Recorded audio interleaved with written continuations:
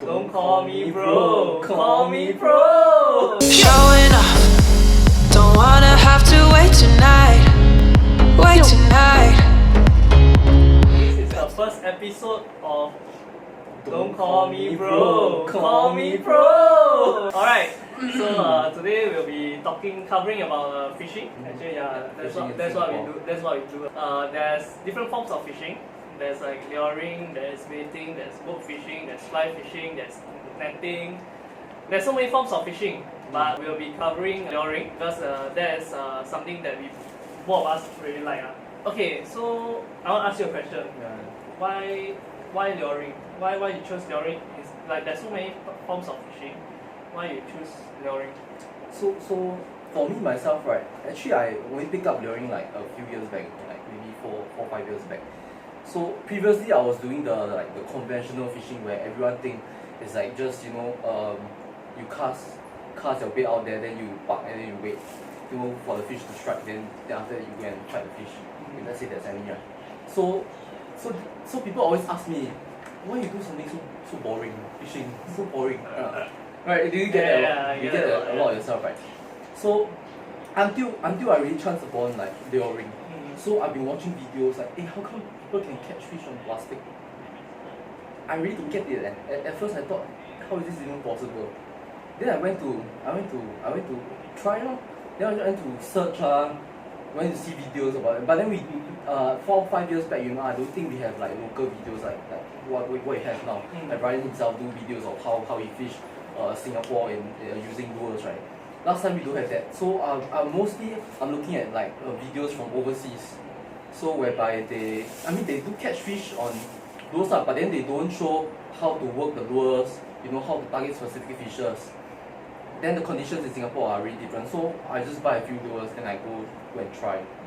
So until we really like I caught my first fish on lure, then which is very exciting because it's a very new thing to me. Because using a lure, right, you have full control of what you're doing. Yeah. It's not like you just cast and wait for the luck, like the fish pass by and take a bait. You have to, it can actually get quite technical in terms of luring. Yeah, so that's really the fun part. Yeah, right. So that's how I got to luring, and ever since then, I stopped baiting because I think it's so much more convenient because you just bring a bag of lures, then you can carry it around to different places. You don't have to like just stay at one particular place and fish. You can go route combing the whole area. Yeah. Right. Yeah. Alright. Why I started luring because I catch shit when I'm baiting. Yeah, you should listen to his. You should listen to his Bedok Jetty experience. Oh, Bedok Jetty, I tell you, horrible experience. Shut I carry like a live well plus like don't know how many grams of, I think few hundred grams plus a lot of water, like prawns. Then after that I go Bedok Jetty. I think for no, must tell them like. You go from where? From fishing buddy, then you take a bus. Then after that you carry the live prawns with like 500 milligrams of water, 500 liters of water. No, not liter lah, 500 ml of water, Yeah, last time when I first started, so when I first started fishing, it was like baiting lah. So I look around on I think Google or something like that. Search where's the best fishing spot. Then they show Bedok Jetty. They show Bedok Jetty. So I was like so hyped up So because I always wanted to try fishing. So the first shop that I came to was Fishing Buddy. I still remember Fishing Buddy, the first shop. So I went there. The guy's nice. Then after that introduced me to some fishing stuff. That time I was quite poor. So I started on a very light gear, like those cheap rod and reel like you get from the box. I think $20-30 like that. Then after that I just started So what I did was, okay, so after that I wanted to catch big fish. I was so optimistic. I wanted to catch big fish. It's not by live prawn, right? So by live prawn. Live prawn. Then end up go below and catch what? Catch puffer fish, bro. I only catch puffer fish. So end up I stopped fishing for quite a while back then. Like I stopped fishing for like 3 to 4 years. Then until I saw some videos online like on YouTube that they use like soft plastic to catch like those largemouth bears. You know, largemouth fishing, largemouth bass fishing, right? So I thought, plastic also can catch fish. Actually quite interesting. Yeah, unprecedented. Yeah, so after that I went fishing buddy again. I remember, I went fishing buddy again. So I went to buy those rubber grub, the 3-inch Z-Man grub, right? So I went to rig it up. The person introduced me.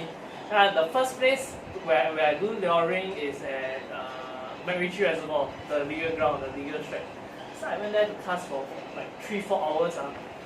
Wow, finally, one Temensis. I think this size. Wow, one Temensis. I was so happy. So it firms up my belief to artificial than bait lah. So I mean bait. I mean if you use bait, you do catch like different some of the species that can hardly target using lures like stingray or this, But we feel that like using lures is more fun in a sense whereby you choose everything, you can control everything. You choose what kind of lures to target, what kind of fishes. So that's the fun part. And when it hits, right, because you're constantly moving the lure, so you're controlling the lure until the fish take. So you're feeling every single thing. You're not plucking a thing. So once the fish take, you see your rod bend, then you go and fight the fish. You feel every moment because you don't know when the fish will take. So it is that sudden moment, then the adrenaline. I think most lurers will understand what I'm talking about. So when the sudden strike, right, it's really very very satisfying, very satisfying. Yeah, so like for luring, right, I feel that it's more precise. Like you are doing focus fishing, like so different types of lure, you are targeting different things lah. So I feel, and it's more of a more active way of fishing. Like for me, I'm like hyperactive and all, so I can't sit still. So yeah. So what I so I can't really do anything lah. So I bait for a while, then I'll start moving around and do more nonsense. Luring with the bait. Spinning. That's why you get the spinning live prawn. Yeah, spin prawn. But for me, I like luring is because I move around a lot, so I cover a lot of distance. I mean, then that won't really bore me. So yeah, this is partially the reason why I do luring also. So yeah. What setup do you suggest? Like if someone were to start luring? I know for myself, okay, like for general luring rod, right? At first I started with a 10-20 pound rod. So then with let's say you're using spinning, right? You pair it with a size 3000U or 2005. I think that's like generally enough to cover most types of fishing in Singapore. Yeah, so that's what I started off with. Then slowly upgrade from there on. Because once you go in depth into the luring, right, you realize that there are so many different technicalities whereby you use different setups to catch different type of fish. So it's really very technical in that sense. So I think a 10-20 pound rod and a 3000 size reel would be sufficient for most local fishing for now. Like if let's say you're a beginner. Yeah. Okay. For me, personally, I feel that, I mean, if you don't have, like last time when I first started, I don't have much budget, so I use like those lower end reels, lower end rods. I mean, actually, if you want to get a basic setup, maybe you can roughly get about like maybe below $100. You can get already the whole setup plus the reels plus everything lah. I mean, but don't expect the setup to be you can do 360, don't know whatever thing lah. You don't expect the below $100 setup to perform like a $1,000 setup. So yeah, I mean for me, I still use lower end reels. I mean it's still possible to hit fish, still able to let fish. So yeah, I mean depends on what you can afford and what do you go for. Like do you go for quality or you are just there for just to catch fish or whatever thing lah. Because fishing, rod, reels and all these sort of things, different price has their different quality, sensitivity, the backbone, everything is built in such a way. R&D is put in and all these sort of things. Then you get to enjoy more lah if you are going for a higher end setup. Not saying that you don't enjoy when you're doing the lower end, but you will feel better if you are using a more expensive Correct. thing. Correct. Yeah, like me driving a Ferrari. Of course, I feel driving Ferrari more shook than driving a Toyota, right? So Yeah, correct. yeah, Really you correct. get what I mean. So Yeah. everybody wish to have a Ferrari. It's about the experience also lah. Yeah, experience, So if you are yeah. using maybe something that's of better quality, like you fight the fish, you get to feel the maximum, Mm. because let's say you are using a heavier setup, it's not so sensitive or something. Then fighting a fish may not be so satisfying because you'll be overpowering the fish and so on. Then you don't feel the full strength of the fish. So that is something that you should consider also. But definitely, like what Ryan said, right, you really don't need expensive stuff to catch fish, correct? So as in for my personal experience, I see a lot of younger anglers, going for, I want to buy that branded lure. Then I want to sell off my cheap lures to get the branded lure. Yeah, totally. I already seen from my personal experience. I think you also, right? You see a lot of young anglers doing that. I mean, really, honestly speaking, right? I think we have been fishing for 5 years, right? Generally, even as cheap lures, they do get fish. Just that it may not be as durable, right? It may not be the performance may not be as good, but it can catch fish when the fish is there, and if it is really hungry and it is then really desperate, you throw anything else into it. Yeah. Really is yeah. I want to talk about lure. What are the type of lures? What type of category? Categories. So I think lures, we got a few. Like we have top water. Then we have the minnows.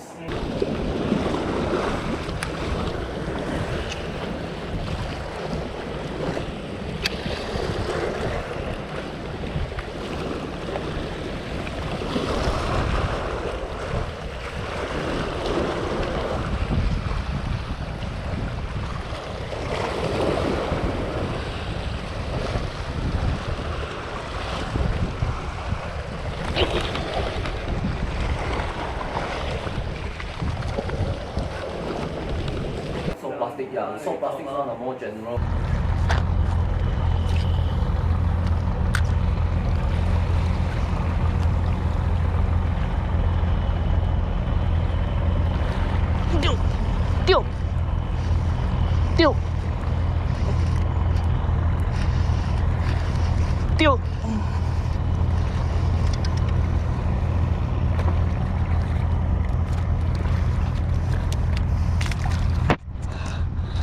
Oh yeah, orange spotted.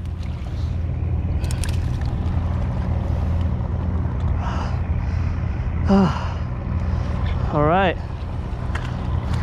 And still got the favorite, his favorite, the cut got one, big diver, crankbaits, your crankbaits. இது என்ன போறானோ தூண்டில என்ன போட்டு இருக்கானோ ஒண்ணுமே கிடையாது மீன் மாதிரி போட்டு காமிக்கிறேன் On my Chong Duo 10 pound Malaba. Very long kilo 3 kilo இருக்குமா Ista Boga. 3 kilo சத்தியாக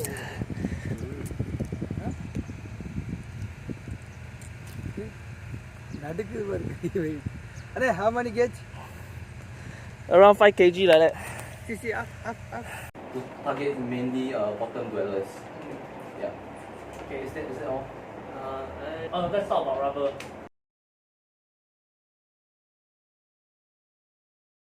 Like the most versatile. Yeah, it's really versatile. It's the most versatile. I mean, you just have to get the rubber itself is not very expensive. Then you just have to get a suitable jig head of the correct size, correct weight. Then you can basically fish anywhere in Singapore. So you can fish peacock bass, you can fish toman, right? Yeah. Like even saltwater. I think most species also will take rubbers. Yeah. From small rubbers, small rubbers are like the RG they are talking about. You can catch trevally, sakai, all this. Yeah. Then to the bigger rubbers, they can catch groupers, and even sea bass, barramundi, and the list is endless. I think so. Soft plastic is really the very very versatile lure to use, and it's not pain when you use them. Yeah. Because for a beginner, especially beginner, right, you want to start with using soft plastic because hard body lures are at least you go out there at least it costs you at least $10 Yeah. per piece. So if you lose that, I mean for a student, because I came from like being a student, so I understand. So I use a lot of soft plastic as well back then because they are cheaper and when I lose it, it doesn't feel so much pain on your end. Yeah. And it catches fish. That's the most important thing. It's the most how to say lifelike. The presentation is the Mm. most lifelike to whatever that they are eating lah. So Right. yeah, and the texture is soft. Yeah. That's why it's called soft plastic. So they also say that soft plastic, because it's soft, the fish tend to hold Hold a bit longer. a bit longer, Yeah. so they don't like it sense something hard, so they spit it out. Yeah. So yeah, that's the saying about that lah. I don't know whether is it true lah. Very test it out. I mean, it's just theory. just theory. But the most important thing for fishing and all this is to be practical lah. You have to do a lot of on-field testing. Yeah, so it's not just about hearing what people say. You Yeah. have to go about trying yourself. So I think we should emphasize that because we hear in fishing people can talk about a lot of theories but in practical situations you really have to go and try and see for yourself. That will be the most truth that you can ever see lah. Yeah. Full stop. Yeah, that's full stop lah. So basically, what I realized actually a lot of people, ask about what tide is good for fishing, this and that. But personally, I want to question this theory. Does tide affect how we eat, or does weather affect how we eat? Like if today the weather cold, aircon 18 degree, I mean, will I still be hungry? Of course I will still be hungry. Right. Actually, I'll be more hungry, right? Yeah, I'll be more hungry lah. But or does it really affect the fish to feed lah? I mean, all this sort of thing. Because personally, I hit fishes during heavy rain, before rain, after rain, Different kind of tides. different type of tides, incoming, outgoing, high tide, low tide. I tried them all. So most of the time, I feed them on random situations. Like I least expected it, and it just came up. So Yeah. I mean, I feel that Sometimes it's when you think the condition is like the best. You're the best, then you don't get anything. Yeah. Yeah, situation where you think, today, 垂了, not gonna catch any fish lah. This like, Oh, then you hit. Yeah. we really encounter a lot of these kind of situations. Yeah, I mean last time I used to do a lot of sales so for me my friends always tell me about never fortune tell. So you never fortune tell whether today is gonna be good or tomorrow is gonna be good or which day is gonna be good. Just go and do it. That's what Nike always say, right? Just do it. So Tomorrow. tomorrow. Yeah, so I mean, okay, you asked Sawi here that time when he said the tide was bad. Oh, right? the shit tide. Yeah, I mean, Sensory. yeah, but he landed quite a good size barramundi. It's like roughly 8 pounds. Yeah, so you will never know when the fish is hungry or what. Sometimes like when we are hungry, we don't go to eat yet, but maybe later. Maybe When the opportunity comes, sometimes you're busy, I don't know. yeah, busy. When the opportunity comes, the food is presented right in your face, right? You just take it. Yeah. You really take it. Yeah. No matter what kind of presentation, if it's just right in front of your face, right? You just take it. Yeah, correct. I mean, there are different factors to fishing, and you can never 100% fully understand the fish. Yeah, you can. It's like fishing is like there's some uncertainty, like our future there's uncertainty. Yeah. I mean, in life there's all about uncertainty, right? So, yeah, in fishing as well. So, the moral of the story is just do it lah. Just do it. Just do it lah. I mean, we don't have much choices also. Like most of us, who are schooling also, Mondays to Fridays we are occupied. Then we only have the weekends. We're working. We only have the weekends to fish.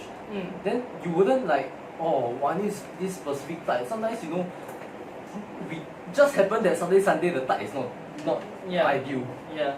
But you want to go fishing, you still have to go fishing, right? Like Yeah. it doesn't stop you in any way. It doesn't stop us we will just go and we just try. So if it comes, it comes. If it's we don't catch anything, then we don't catch anything. It's still a fun day, cast out in the sea, out in the open area, fishing, Yeah. and fishing with your friends. Mm. I mean, they always say a bad day of fishing is always like a bad. It's It's better a than a good day at work. Yeah. Definitely. Yeah. So oh yeah. Well, this is the end of the first episode. Hope you all absorb something from this episode and see you all next time. Stay tuned. Showing off, don't